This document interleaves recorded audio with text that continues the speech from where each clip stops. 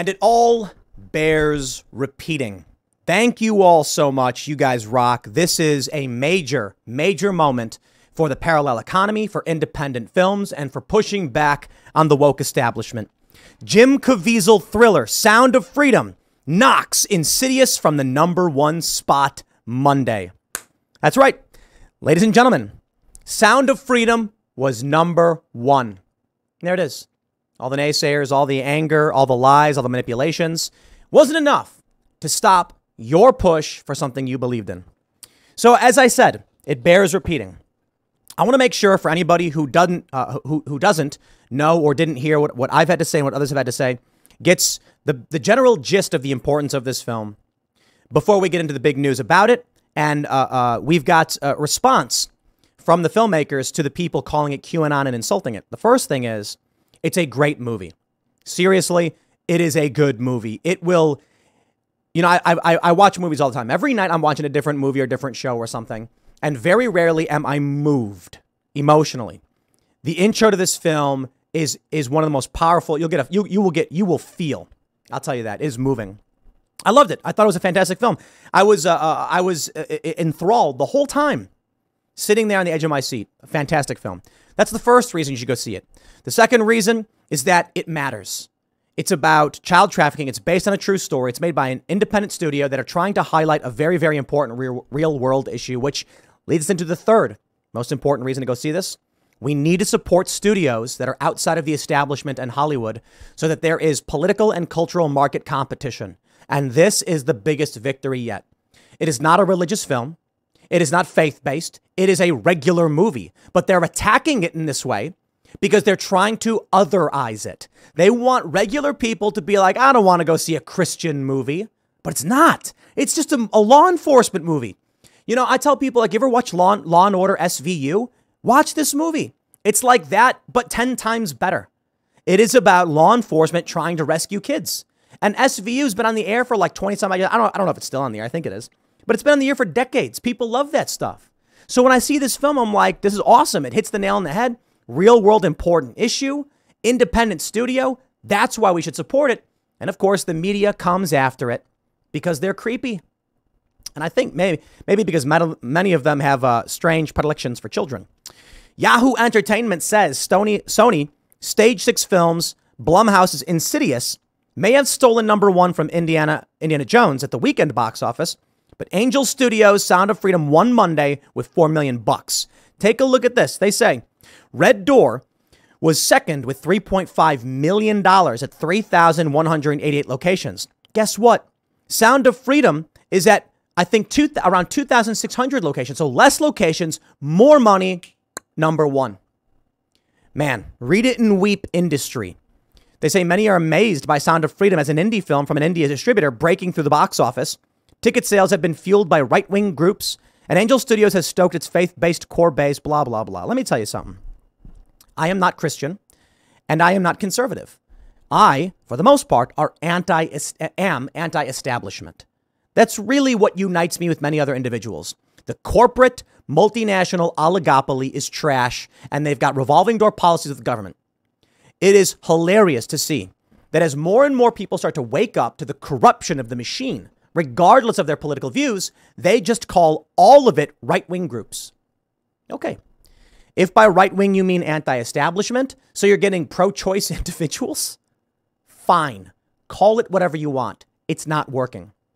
And hopefully videos like this reach regular people and convince them to go see what is just generally a good thriller that is going to move you. If this was like if this Sound of Freedom was made into like an 8-episode miniseries, it would be like Game of Thrones level #1. Everybody would be cheering for it. Hollywood is, in terms of like production quality and story, the issue is it's made by an indie company. So they have to try and destroy it. I think that is the real issue. Take a look at this from Timcast.com. Man who inspired Sound of Freedom responds to critics calling the film QAnon.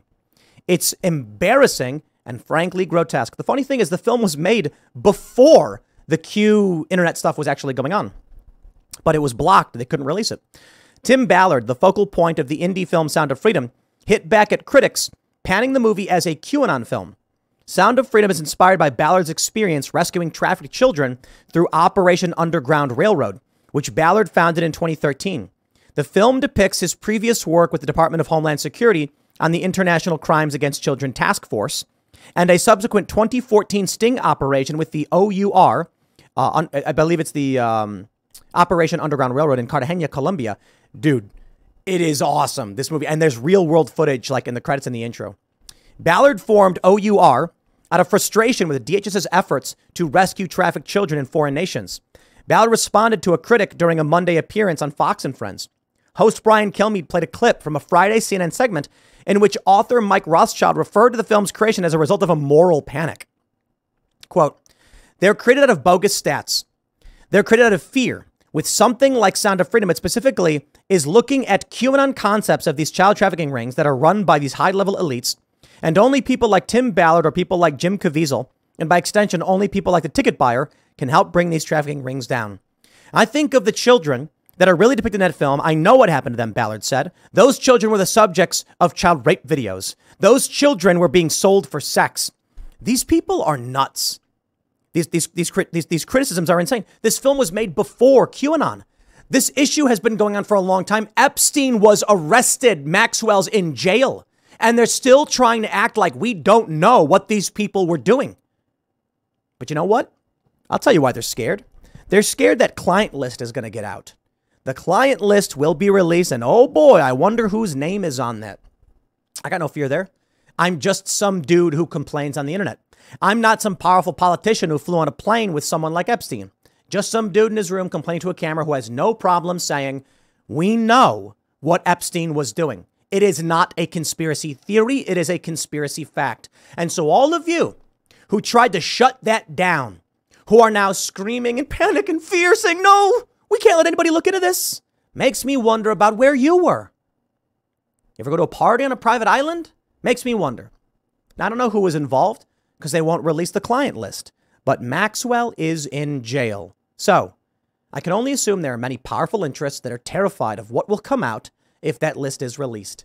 And so when you get someone like Tim Ballard and you get a film like this that speaks to a general problem, why would anyone be upset by it?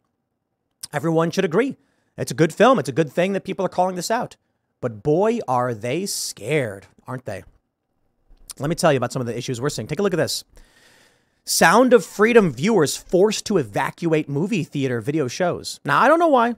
This could be nothing. It could be a coincidence. Social media rumors suggest there's something going on at movie theaters showing new film Sound of Freedom with people allegedly being forced from their seats for various reasons. The latest example to go viral online shows a woman claiming that a theater full of people was evacuated without explanation and weren't allowed to go back and finish watching the movie. Interesting. It's the latest in a number of accounts of people supposedly being suppressed from watching Sound of Freedom. On Monday, TikTok user Isn't She a Daisy shared a 48-second video which went viral. So I've been seeing all over TikTok that people are going to watch the movie Sound of Freedom, and these weird things are happening, like random emergency evacuations, the air conditioning not working, and having to leave the theater, the TikTok user said in a voiceover seemingly shot in a cinema lobby. And I thought, no, that's probably just something that's happening in other theaters and other places. So I took me and my daughters to go watch Sound of Freedom today. About an hour and 20 minutes into the movie, we get a random emergency evacuation. None of the staff knows what's going on. The mall wasn't being evacuated, just the theater.